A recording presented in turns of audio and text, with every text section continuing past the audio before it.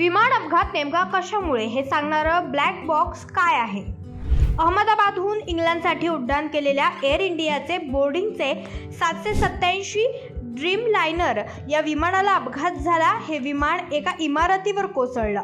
या विमानातून तब्बल 242 प्रवासी प्रवास करत होते. या विमानाचा अपघात नेमका कशामुळे झाला हे विमानातील ब्लॅक बॉक्समुळे कळणार आहे.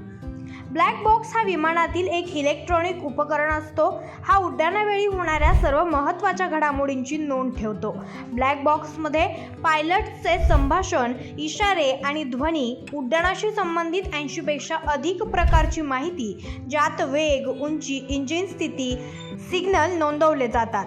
ब्लॅक बॉक्स हे अपघातानंतर काय झालं हे उलगडण्यात मदत करते. विमान कोसळण्याचं कारण, तांत्रिक बिघाड किंवा मानवी चूक याचा तपशील यातून मिळतो.